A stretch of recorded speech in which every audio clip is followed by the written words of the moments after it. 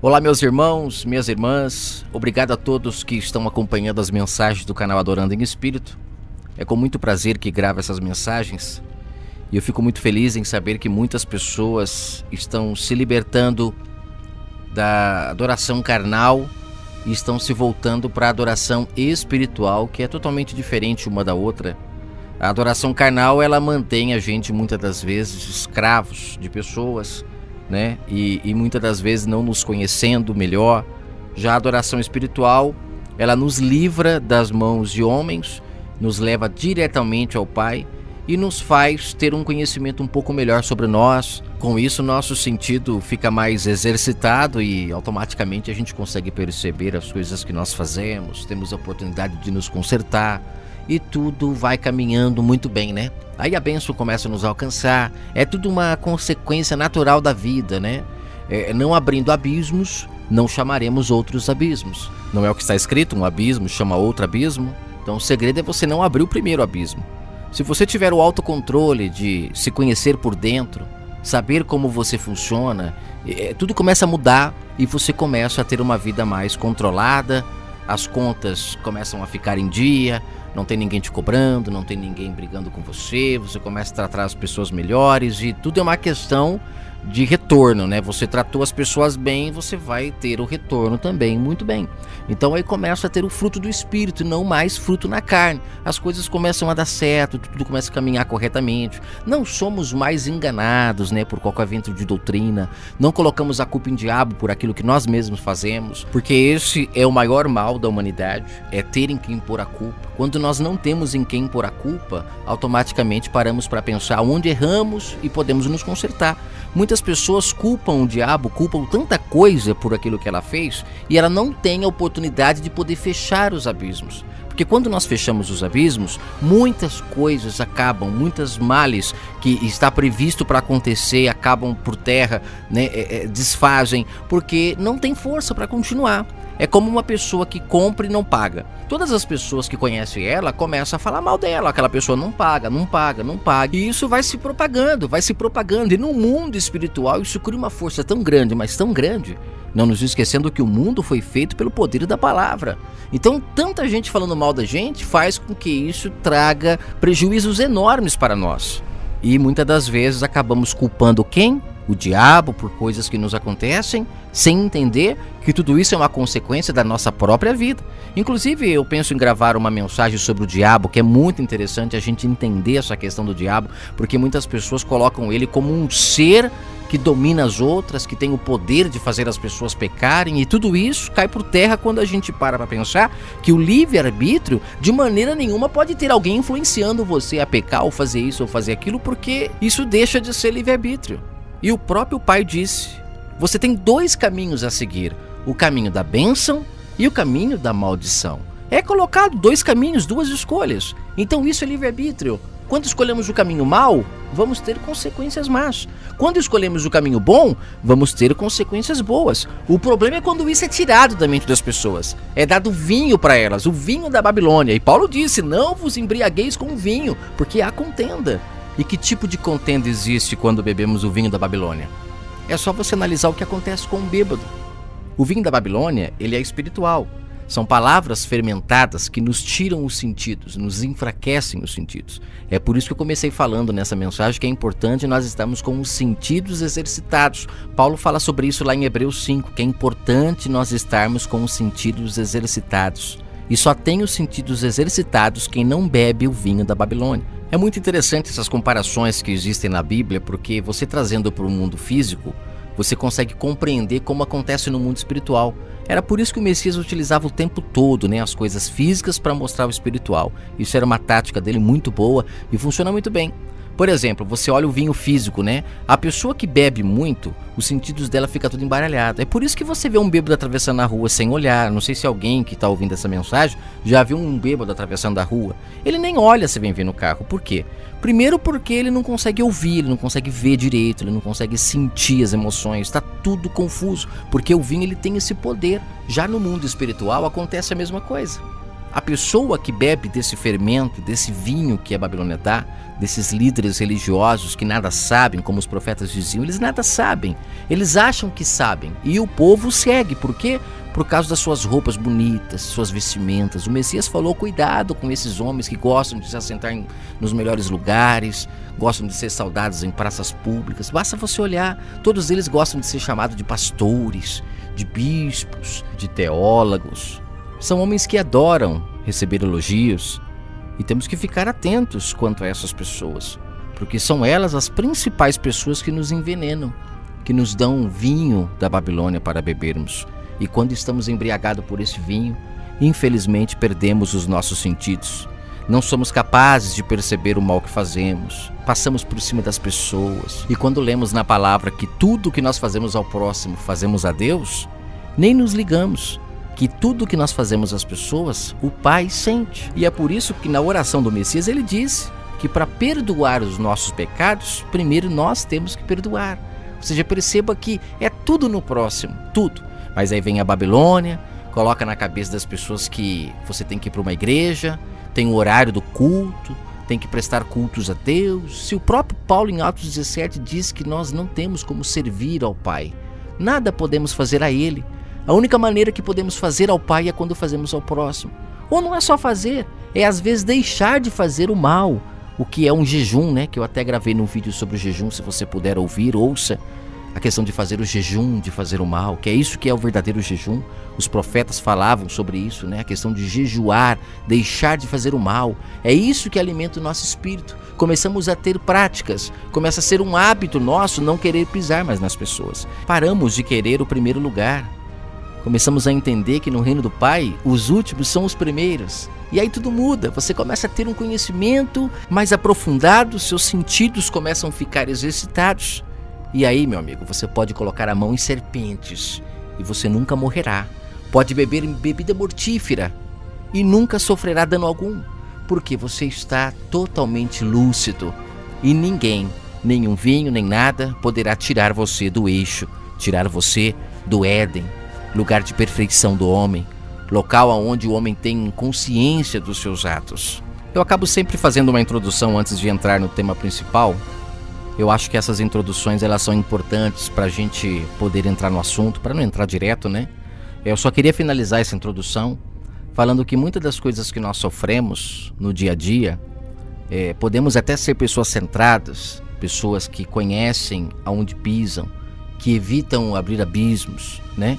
Podemos até ser essas pessoas. Está escrito que a vereda do justo, ela é como luz da aurora, vai brilhando, brilhando, brilhando até ser dia perfeito, ou seja, até o Éden total, local de perfeição do homem, aonde o homem sabe o que faz, reconhece o que faz, não culpa ninguém por seus erros, e com isso, muita coisa muda. As pessoas começam a se encontrar de verdade. Ai, se as pessoas falassem o que roubaram. Ai, se os homens falassem para a esposa o que fizeram. Tudo isso mudaria o mundo, mas as pessoas escondem, elas não falam, são livros fechados. Paulo fala: eu sou uma carta viva diante de vocês. O que significa isso? Eu sou transparente, o que eu sou na frente eu sou nas costas, eu não sou duas caras. Tem muitas pessoas hoje que infelizmente são livros fechados perante os filhos, perante a esposa, perante os pais, perante os amigos. E isso faz com que o mundo vá entrando em um abismo profundo. Mas vamos imaginar que eu, você que está ouvindo, saímos da Babilônia, deixamos de beber o seu vinho, abandonamos as serpentes, começamos agora a comer o vinho que vem da boca do Pai, a sua palavra, começamos a entender melhor o mundo espiritual como funciona, e começamos então a ter uma consciência melhor sobre a vida, e começamos a andar mais prudentemente, cumprindo o que Paulo fala lá em Efésios 6, né, que ele fala que nós temos que nos revestir da armadura de Deus, que muitos fazem tanto auê em cima desse assunto, colocam capacetes, espadas e falam um monte de coisa, e nada mais é do que uma pessoa que tem domínio próprio, tem os frutos do Espírito. Quando começa a nascer os frutos do Espírito da pessoa, ela começa a agir como Paulo fala em Efésios 6, é natural. Olha só o que ele diz no verso 13 de Efésios 6, para a gente entrar no assunto e tudo vai se encaixar. Ele fala o seguinte: portanto, tomai toda a armadura de Deus para que possais resistir o quê? Resistir o dia mal. Uma pessoa que tem domínio próprio, uma pessoa que tem autocontrole, uma pessoa que tem amor no coração, que procura saber onde pisa. Ela começa a ser uma pessoa prudente. Quando chega o dia mau, ela sabe por que o dia mau chegou. Ela tem conhecimento dos fatos. E quando acontece o que aconteceu na parábola do bom samaritano, quando aquele homem foi surpreendido por uma pessoa má, uma pessoa que estava bebendo do vinho, estava totalmente fermentado pela Babilônia. Afinal de contas, ele estava roubando, ele estava prejudicando o próximo e não via maldade naquilo. De repente, na outra semana ele ia comprar um cordeiro para levar no templo, e ali achava que seus pecados estavam perdoados, quando o próprio Messias, quando esteve em vida, ele disse: de nada adianta trazer o cordeiro, sacrificar, se você não se consertar com quem você errou. Muito mais importante do que sacrificar é obedecer. E aquele homem que estava roubando, ele não estava obedecendo. Talvez iludido que poderia sacrificar e tudo estaria certo. Então entenda que a pessoa que tem a consciência dos seus atos, que sabe onde pisa, que evita abrir abismos, ela está sujeita a encontrar os Caíns da vida. Existem muitos Caíns, e nos dias de hoje, muitos Caíns. Principalmente nessa apostasia que estamos vivendo, onde as pessoas são capazes de deixar os familiares em casa, o verdadeiro templo do Pai, como está escrito, vós sois o templo do Espírito Santo. Mas aí dizem que não são todos, é só aquele grupo que se reúne lá naquele X local, e ali ficam todo mundo ouvindo músicas, cantorias, aquelas pregações fermentadas, e aí as pessoas saem de lá, não tem comunhão nenhuma, porque comunhão é todo mundo ter tudo em comum. E eu confesso, eu frequentei mais de 20 anos esses lugares. E se tem um lugar que as pessoas não têm comunhão, é nesses lugares. Porque acaba o culto, aí vai lá, um sai de carrão, o outro de bicicleta, o outro de chinela havaiana. Uns têm o que comer, outros não têm. E com isso, cai naquela velha história que Paulo fala lá em Coríntios. Estão se reunindo para pior, não para melhor. Os que têm mais querem ter cada vez mais e quando conquistam dão até testemunho. Os que têm menos, aí dizem que é porque estão sem comunhão com Deus, acontece algum problema na vida dela, ninguém ajuda. E aí fica essa lavagem, todo mundo acreditando que porque está ali cantando aquelas mesmas músicas, ou seja, usando de vãs repetições para tentar se chegar a Deus. E o que o Messias disse que isso não cola, o Pai não quer isso. Ele não está com crise de identidade, precisa toda vez ser lembrado que ele é poderoso, que ele é maravilhoso. Ele não precisa disso. O que ele quer é que nós nos amemos uns aos outros, só isso. Mas aí as pessoas caem nessa armadilha, ficam ali cantando, orando, sendo que o próprio Messias diz que a oração que o Pai recebe é a oração de vida. O apóstolo Paulo ele chega a falar: vocês não sabem orar, assim como eu também não sei. Quem ora ao Pai é o nosso espírito, porque o nosso espírito não tem como mentir. O Pai, ele sonda os nossos corações. Então de que adianta 1000 palavras sem uma atitude? Então o que o Pai quer são ações. É por isso que a palavra chama oração. São ações, mas as pessoas ficam ali orando. Dobra o joelho, fica 2, 3 horas. E dizem que quanto maior o calo no joelho, mais perto de Deus você está, mais poderoso você está. E aí você vira um fariseu.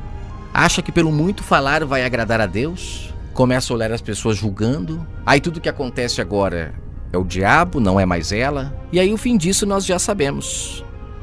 É embriaguez total, fermentação total. E não adianta. Quanto mais fala, mais cega a pessoa fica. E aí tem que fazer como o Messias, ele só curava a cegueira de quem queria ver. Quem não quer ver, infelizmente, não quer. Não adianta. Então vamos lá. Agora pra gente, depois desse resumo todo aí, a mensagem agora vai ser curta, porque praticamente eu falei tudo que eu tinha que falar. Agora eu só vou dar nomes aos bois. Até me desculpa a expressão, é só uma maneira simples da gente entender. A parábola ela está em Lucas 10. Jesus profere a parábola do bom samaritano. No verso 25 de Lucas 10 começa a parábola. Aí ele diz o seguinte: e eis que se levantou um certo doutor da lei, tentando-o, dizendo: mestre, o que farei para herdar a vida eterna? E aí ele diz: o que está escrito na lei? Como lês? E respondendo ele disse: amarás o Senhor teu Deus de todo o teu coração, de toda a tua alma, e de todas as tuas forças, e de todo o teu entendimento, e o teu próximo como a ti mesmo. Olha que interessante, as pessoas sabiam o que tinham que fazer. Mas aí chega o verbo da vida e elas perguntam, o que nós temos que fazer? Sabe o que significa isso? Embriaguez total. Não sabe. Sabe aquela pessoa que bebe tanto que não lembra nem o caminho de casa? É mais ou menos isso que acontece com as pessoas que estão dentro de um sistema bebendo esse vinho podre. Aí no verso 28 ele diz, respondeste bem. Olha só, o Messias falou, você sabe o que tem que fazer. Aí ele falou, faz isso e viverás. Olha que coisa linda.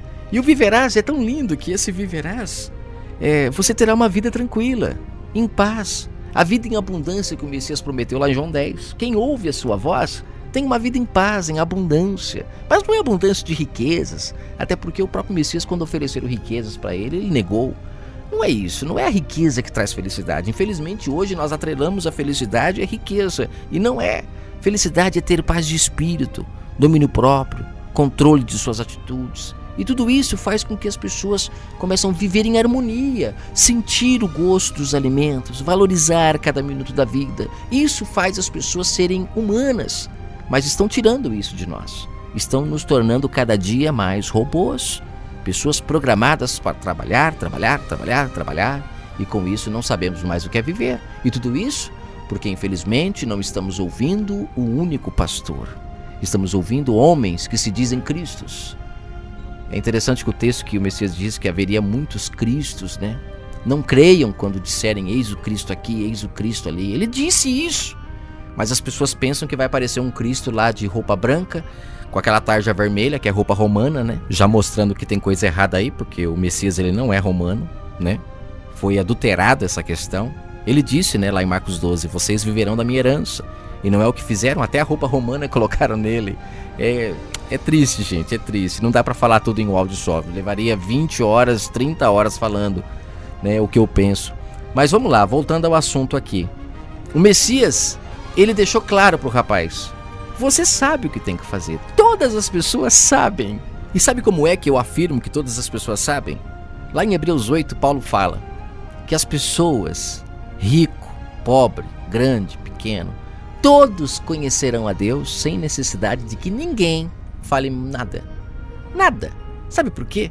Porque as pessoas, a ideia de Paulo é que elas nascessem do Espírito, abandonassem o tabernáculo terrestre, compreendessem que o verdadeiro tabernáculo somos nós e existe um tabernáculo no céu onde nós somos conectados. É como que uma conexão Wi-Fi, como eu gravei no vídeo, né? Somos uma conexão Wi-Fi do Pai, onde Ele se conecta em nós através do seu Espírito, lê tudo o que nós somos sem necessidade de nós falarmos nada. E aí, quando Paulo fala que não é necessário que ninguém ensine nada a ninguém, ele está deixando muito claro que quando as pessoas nascem do Espírito, não é necessário mesmo que ninguém ensine nada a ninguém. Caindo por terra, o id e fazer discípulos, ser uma pregação, ser uma pessoa ali que fica falando para as outras se converterem, levantar a mão, aceitar Jesus, nada disso, gente.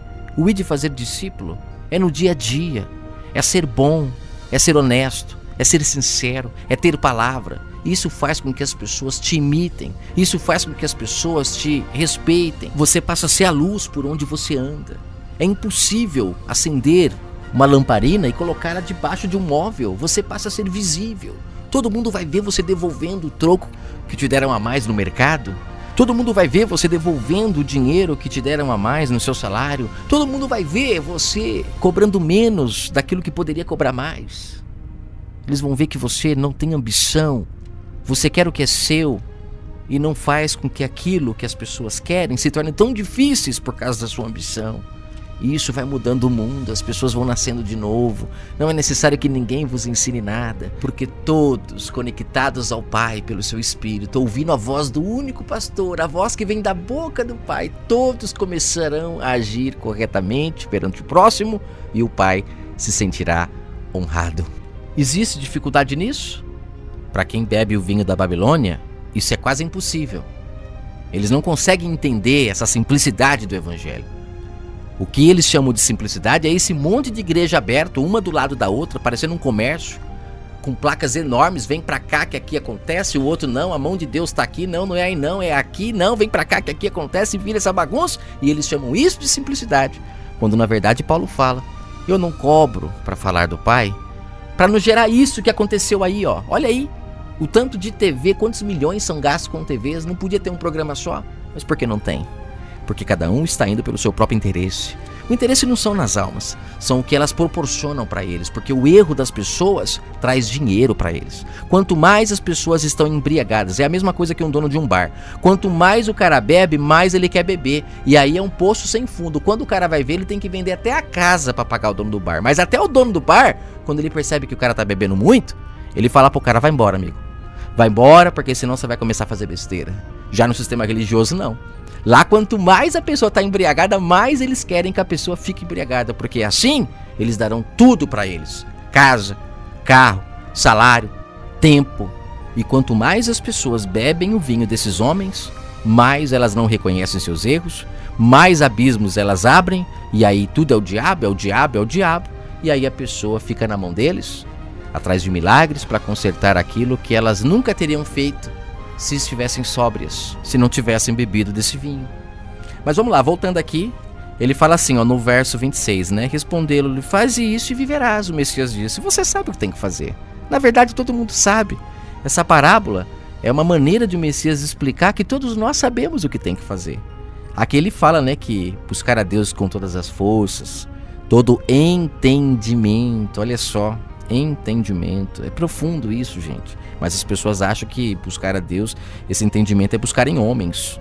E aí o que falar de Paulo, né, que foi buscar esse entendimento no deserto, longe de todo mundo, e ficou muito mais sábio do que todo mundo que deu aula para ele, mostrando que o verdadeiro entendimento vem do Pai, não vem de homens. O Messias também foi pro deserto, foi comer da boca do Pai, não comeu da boca de homens. Tudo isso, gente, é lindo de se entender. Mas infelizmente muitos estão buscando entendimento nas faculdades de teologia e estão cada vez mais dentro de um precipício, mas não conseguem perceber, né? Vamos lá, verso 29. Ele, porém, querendo justificar-se a si mesmo, disse a Jesus: mas quem é o meu próximo? Ah, não, gente. Ah, não. Ô, meu Pai, quantos que fazem essa pergunta? Quantos? Quem é o meu próximo?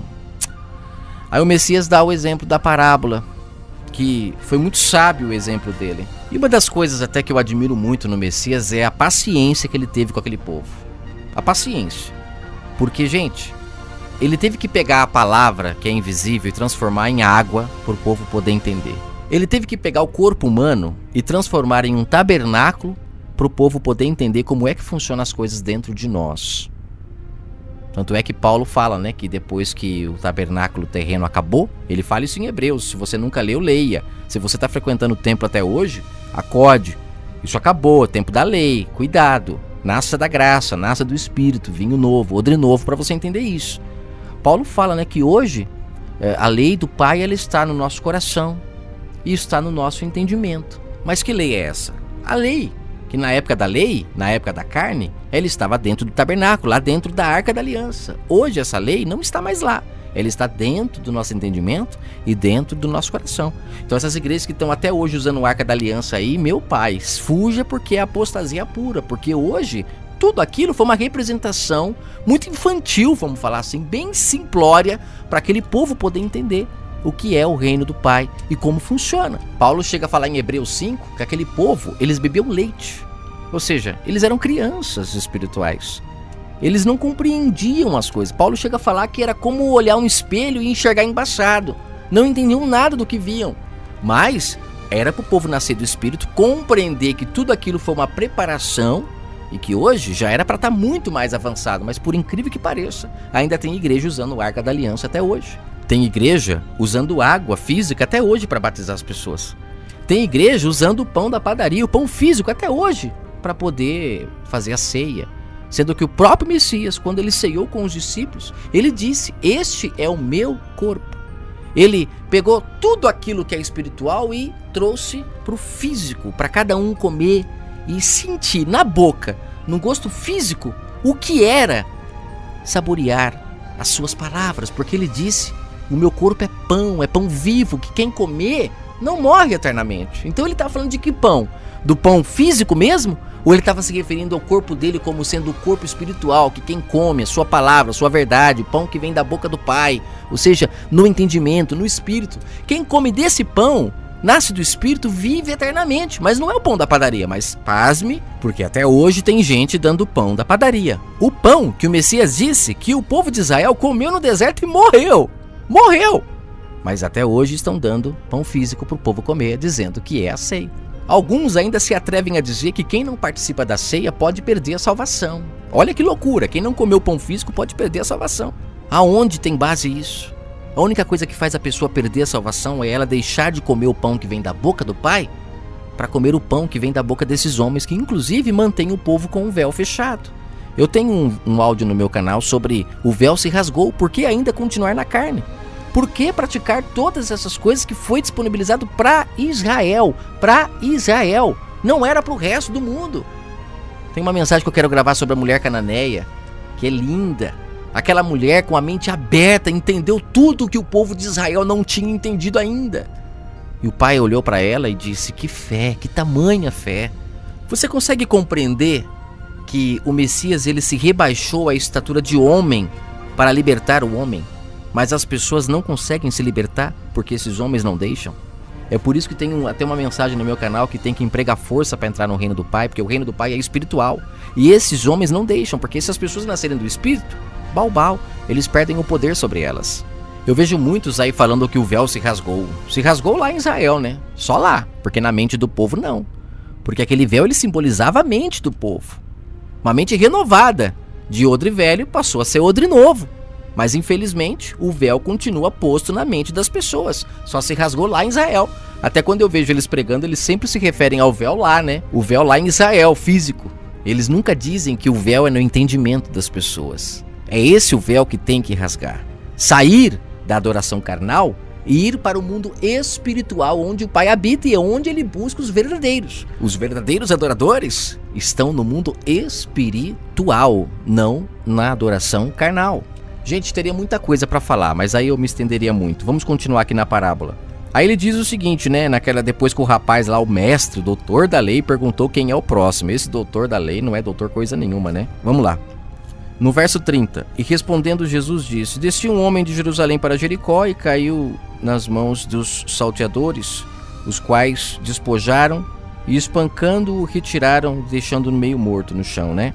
Aqui, como eu já disse agora há pouco, são os Caíns que a gente acaba enfrentando pela vida, né? Por mais que a gente tenta caminhar do jeito certo, fazer o que é certo, sempre pode existir os Caíns. Então você que está passando por um problema, você tem que parar e pensar: esse problema foi ocasionado por mim? Se foi, vai lá e se conserte com o teu próximo.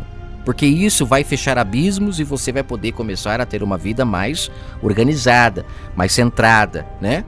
Você agindo dessa forma, aqueles 7 espíritos que diz que entram quando a pessoa abandona a verdade, esses 7 espíritos eles não encontram lugar para habitar. Aí vem esses líderes e dizem que a pessoa que sai da igreja, ela entra nela 7 espíritos. E na verdade não é nada disso. Não é a igreja física. É a pessoa que abandona o amor ao próximo, a pessoa que abandona os frutos do espírito, começa a viver no fruto da carne, ela está sujeita a 7 espíritos. Que espíritos são esses? Inveja, ódio, rancor, ambição. Esses espíritos dominam ela e quando ela vê, ela está afundada nas dívidas, na sarjeta, sem amigos, sem ninguém. Nunca plantou, não vai colher, só plantou coisa errada, só vai colher coisa ruim. Mas a pessoa que volta a ter domínio próprio, abandona o vinho e começa a caminhar com seus próprios pés, entendendo aonde pisa, essas pessoas acabam encontrando novamente a paz tão prometida. E esses espíritos têm que sair, porque a pessoa que sabe o que está fazendo, esses espíritos não tem como dominá-la. Aí eu acho engraçado essas pessoas que estão possuídas e de repente vai num templo lá e o pastor fala: sai, sai, sai, e não sei o que e tal. E a pessoa, pá, agora já é outra. Aí sai dali e continua fazendo as mesmas práticas. Aí eu pergunto, o que mudou? Saiu de verdade os espíritos? Ou o espírito só sai quando a pessoa faz jejum dessa comida fermentada, começa a ter autocontrole, domínio próprio, e ela começa a perceber o que está fazendo? E aí quando vê, o espírito não tem mais poder sobre a vida dela e ele vai ter que atormentar outro, porque infelizmente aquele ali ele não consegue dominar mais. A pessoa quando nasce do espírito, ela pode cansar de ouvir falar que ela é filha do Deus que tem ouro e prata para dar para ela. Ela sabe que o reino do Pai é espiritual, então ela não vai buscar mais coisas físicas nele. Ela vai buscar o que nele? O mundo espiritual. Pode aparecer um camaro amarelo na frente dela, ela não vai dar valor mais. Mas vamos lá, gente, concluindo aqui. Aí ele fala que o rapaz foi espancado, né, por um moço que passou lá e espancou ele, deixou ele atirado no chão. Podemos dizer que são os Caíns, né, que encontramos pelo meio do caminho. E aí ele fala aqui no verso 31, e ocasionalmente descia pelo caminho um sacerdote, vendo-o passou de largo. Por quê? Porque o sacerdote ele não tem na mente dele que Deus habita no próximo. O sacerdote ele ensina para as pessoas que Deus habita dentro do templo.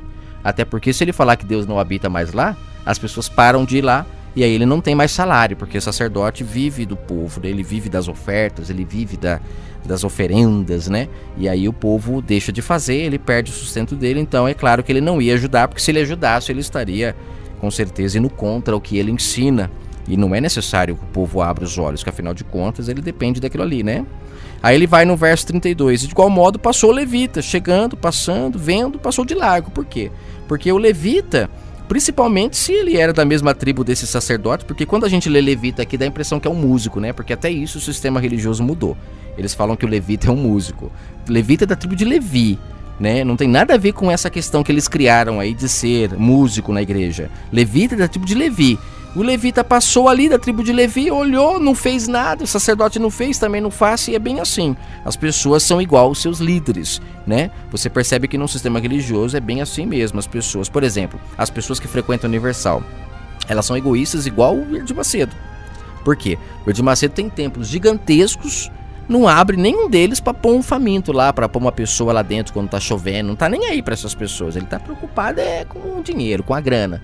E assim também são todos aqueles que o seguem, se tornam egoístas assim como ele, ao ponto de não ver o tanto de engano que ele ensina. Mas aí no verso 33 diz o seguinte: mas um samaritano que ia de viagem chegou perto dele, vendo-o, moveu de íntima compaixão, aproximando-se, ateou-lhe as feridas, aplicando-lhe azeite e vinho. E olha que coisa linda, né? Isso daqui também tem com certeza mensagem espiritual por detrás disso. Ó, azeite, né? A presença do Pai, vinho, seu entendimento. Pondo-o sobre a cavalgadura, levou-o para a estelagem, cuidou dele, e partindo ao outro dia, tirou 2 dinheiros e deu aos hospedeiros e disse: cuida bem dele, tudo o que mais vocês gastarem, na volta eu pagarei. Aí ele fala no verso 36, qual pois desses 3 se parece que foi o próximo daquele que caiu nas mãos dos salteadores? Aí ele disse, o grande, né, o doutor da lei, aí se encheu de sabedoria nesse momento, depois que o Messias deu tudo mastigado. Aí ele fala, o que usou de misericórdia para com ele, disse Jesus, vai e faze a mesma coisa. Gente, para finalizar, a parte mais interessante desta passagem é que muitos estão preferindo ser os salteadores. Muitos estão preferindo ser os salteadores. Pessoas que conseguem coisas na vida passando por cima de outras pessoas. Aqui existe um crime, né? Ele chegou, bateu, roubou, mas hoje em dia tem muitas maneiras de nós roubarmos as pessoas sem precisar se caracterizar como um crime. Basta escravizar um funcionário na sua empresa, pagando para ele salários merrecas, impedindo ele de viver a vida, tomando dele o maior tempo de sua vida para poder dar para você aquilo que você tanto almeja, aquilo que a sua ambição quer, e de preferência depois vai para os tempos dar testemunho lá de que foi Deus que te deu. Você utilizou o próximo para conseguir o que você quer, o próximo onde Deus diz que habita, para conseguir a sua casa, seu iate, seu carro, e depois vai para os templos. Sabe o que é isso? Você aceitou a riqueza que Satanás ofereceu para Jesus no deserto e ele disse não. E por que ele disse não? Porque ele sabe que é muito difícil uma pessoa possuir riquezas e não esmagar o próximo para mantê-las, ou até para consegui-las. Ele sabe disso.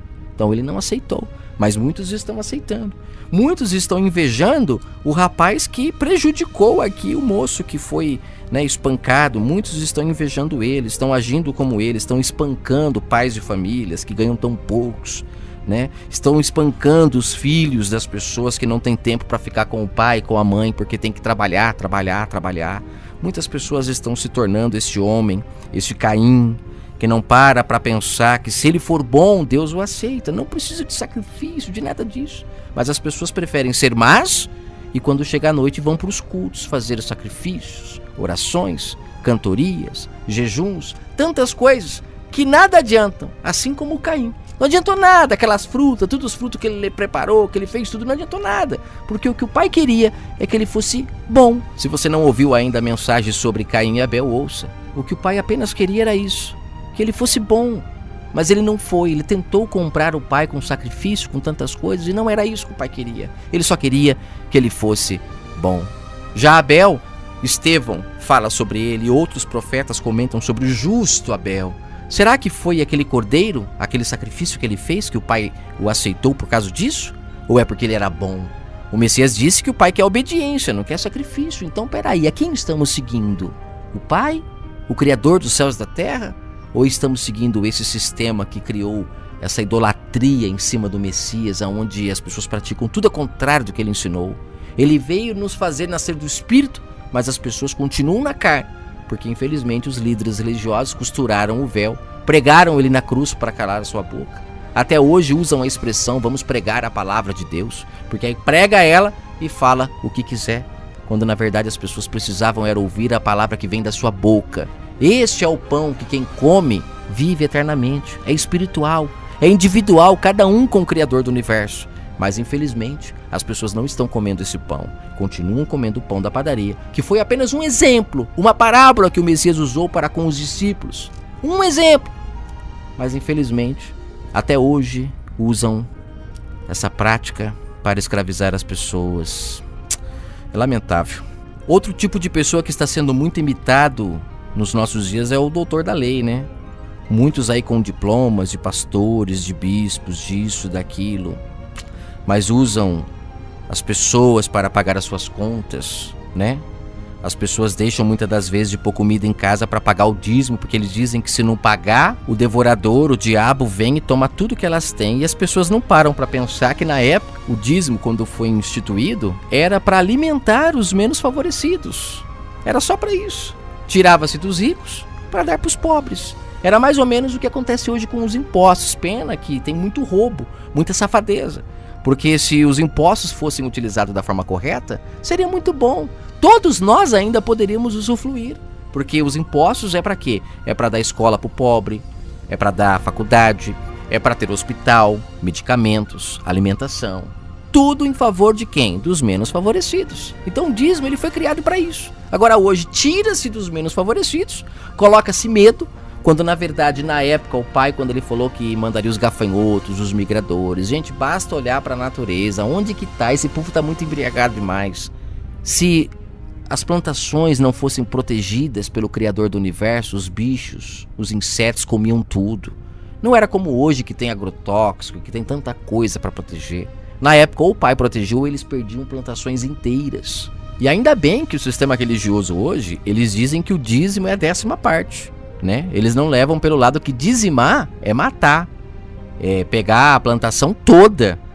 Porque quando a plantação está ali conectada na terra, ela é viva. Quando você passa o facão e corta, você está matando a plantação, você está dizimando, tirando a vida dela. É por isso que as plantas murcham quando você tira ela do solo. Então você para analisar que dizimar é você dar tudo. Não era só a 10ª parte não, eles criaram esse negócio de 10% porque o povo talvez não daria tudo, né? E aí como que fica o governo que tem que pegar outra fatia do bolo? É difícil, né, gente? Como que tá difícil? Meu pai, a apostasia é muito grande. Mas vamos lá, só finalizando, né? Muitos estão querendo ser esse doutor da lei, que além de não ajudar ninguém, é um safado, que utiliza das coisas do pai para poder se beneficiar. Aí a viúva, como eu já falei em outras mensagens, só para não ficar repetindo muito, mas a viúva, que era para ser ajudada, eles vão lá e tiram tudo dela. Usam até hoje essa mesma expressão para tirar tudo dela. E o povo não para ler que eram as viúvas que eram para ser ajudadas e não para dar. Os pobres, os menos favorecidos. E aí vai. A lavagem é muito grande. Aí pegam Paulo, quando Paulo fala que o obreiro é digno de seus salários, prefere pegar esse trecho. Eles não pegam a parte que Paulo fala que ele não aceita receber para pregar a palavra. Eles preferem pegar a outra parte, né? Porque favorece a eles. E aí vai, né? A parte receber-se de graça dá, e eles pulam. Vai falar para quê? Não tem interesse, né, gente? Então, só finalizando. Então tem o doutor da lei. Aí tem o povo que segue o doutor da lei aqui, que é o levita, né? Que são os seguidores, que praticam igual. Basta você analisar. As pessoas, elas tiram o sustento do próprio filho para levar para esses homens. Ou seja, tiram da boca do próximo, que é mais próximo ainda, que muitas das vezes é o familiar, para dar para esses homens que fermentam a palavra e com isso induz ela e ela acha que está fazendo um bom trabalho, né? Nossa, ajudou a construir o templo de Salomão. Ó, parabéns pra você. Você tá demais, hein? Tá bêbado até o talo. Tá bêbado. Nossa, Graças a você hoje os líderes religiosos andam de avião. Poxa vida, hein? Poxa vida, tô orgulhoso de você, viu? Tô orgulhoso. Rapaz, acorda desse vinho, acorda desse sono, saia dessa lavagem. Paulo diz, desperta tu que dormes. Ele disse isso para quem? Para o povo que está dormindo, mesmo assim, fisicamente, ou o povo que está dormindo espiritualmente? Quando o Messias fala, aquele que crê em mim, ainda que esteja morto, viverá, você acha que ele está se referindo a quem? A um morto lá no cemitério? Sendo que ele mesmo disse que todos têm o direito de morrer apenas uma vez, e que o reino do Pai é muito melhor do que este reino aqui. Gente, a lavagem é grande. Aí vem pegar a passagem de Lázaro, passagem onde as coisas aconteciam na carne, para querer trazer para hoje, para mostrar que não, era ressuscitar fisicamente mesmo.